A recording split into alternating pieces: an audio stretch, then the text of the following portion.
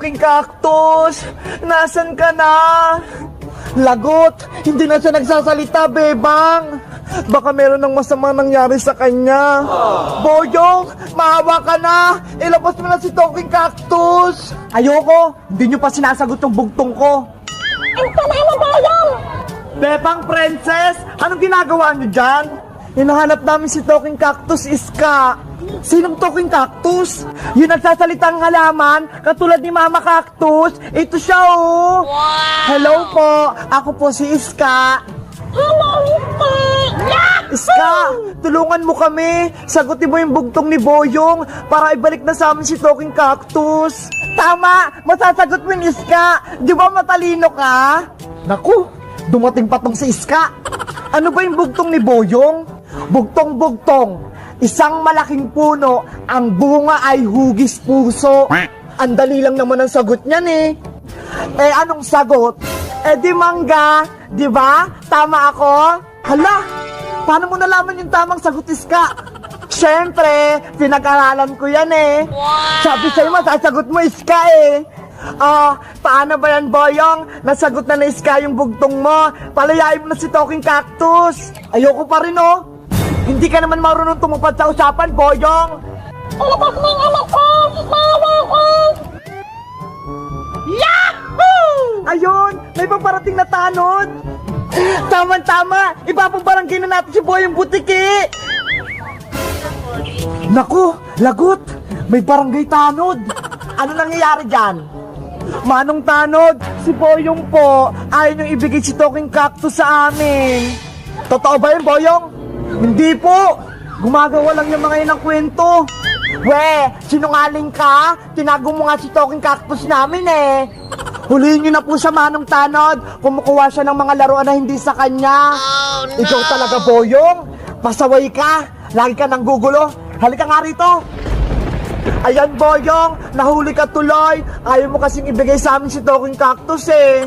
Dadalhin na kita sa barangay. Halika. Ayoko po, Manong Tanod. Huwag niyo akong dalhin sa barangay.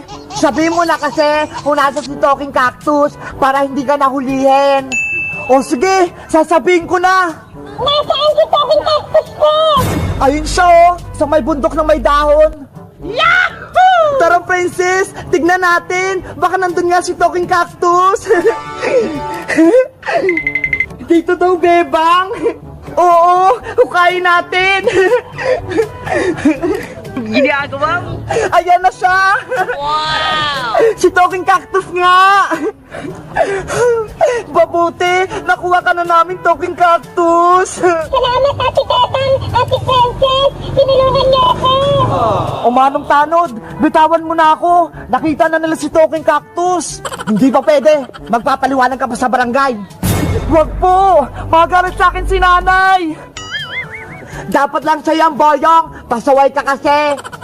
Mag-sorry ka na lang, Boyong, kay Talking Cactus para hindi ka namin ipabarangay. O sige, mag-sorry na ako kay Talking Cactus. Basta palayain na ako ni Barangay Tanod, ha? Sorry na, Talking Cactus, kung kinuha kita. Tapos itinanim pa kita sa buhangin. Sana mapatawad mo ko. O sige, pinapatawad na kita, Boyong! Huwag mo na lang ulitin, ha? Oo, hindi na ako kuha ng laro na hindi akin. Promise ko yan. Very good, Boyong. Tama yan. Dapat hindi ka kumukuha ng laruan na hindi sa'yo. Palayain niyo na po siya, Manong Tanod. Siguro naman magbabago na po yan si Boyong. Oh, laya ka na, Boyong. Pwede ka nang umuwi sa inyo. Yay! Makakauwi na ako! Talking Cactus! Anak ko! Uwi na tayo sa atin! Ayoko po, Nay! Dito muna ako na Ate Bebang! Okay! Basta, mag-ingat ka rito, ha? Pagkanta sa Nay! Kami na pong bahala, Mama Cactus. Babantayan namin siya. Hindi namin siya pababayaan. Yay! May tatay pa! Maglalaro kami nila Ate Bebang! O Bebang, Princess, Iska, aalis na ako. Mag-iingat kayo, ha? Ayun, umalis na yung Barangay Tanod. Kukunin ko na ulit si Talking Cactus. Oh, no! Tara na, Princess! Maglalaro na tayo ni Talking Cactus kasama si Iska. Doon tayo sa tindahan ni Aling Sonia, Bebang. Let's go! Susundan ko sila, Bebang, para makuha ko ulit si Talking Cactus. Talking Cactus, sinong maganda sa aming tatlo? Ako, si Princess, o si Iska? Ang hirap naman mamili, Ate Bebang. Sige na, mamili ka na. Ako yung pili mo, Talking Cactus. Ako yung pinakamaganda, di ba? Hindi naman Ate Princess eh. Hindi na naniwala si Talking Cactus sa'yo, Princess. Si Ate Bebang ang pinakamaganda kasi mabait siya. Yay! Ako na yung maganda. Ayun, pagkakataon ko na para kunin si Talking Cactus. Bebang, Princess Iska, kukunin ko ulit si Talking Cactus nyo. Oh no! Hoy, Boyong, huwag mong kunin yan. Barangay Tanod, tulungan niyo po kami. Wala na si Manong Tanod, wala nang tutulong sa inyo. Oo nga no, wala na si Barangay Tanod. Tulong Ate Bebang. Bakal panimulit ako ni Boyong. Paano na yan, Princess? Sinong tatawagin natin para masagip si Talking Cactus? Alam ko na, si Magic Lola yung tawagin natin. Sige, tawagin natin si Magic Lola. Magic Lola, tulungan niyo po kami! Lagot, si Magic Lola dumating. Ano yung Bebang? Bakit na ako tinawag? Magic Lola, tulungan niyo po kami. Si Boyong po, kinuha yung laruan namin si Talking Cactus. Boyong, di ba masamang kumuha ng laruan? Bakit mo kinuha si Talking Cactus? Kasi po nainggit ako kila Bebang eh. Gusto ko rin po ng laruan, katulad nito ni Talking Cactus.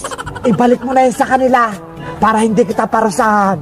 Ayoko po, akin na to. Ayoko sa'yo, Boyong. Magic Lola, para saan niyo na po si Boyong Butike? Ayaw na pong makinig sa inyo eh. Pagbilang kong 3, dapat ibalik mo na si Talking Cactus. Hindi ko pa rin ito ibabalik. 1, ayoko po.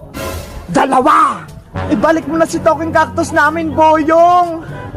3, takbo! Tatakasan ko na kayo! Tatakasan mo pa ako, ha? Abra! Kadabra!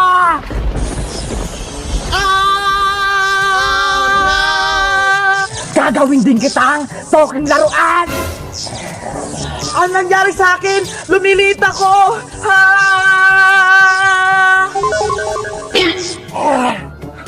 Naging laruan na rin si Boyong! Naging bulilit na ako.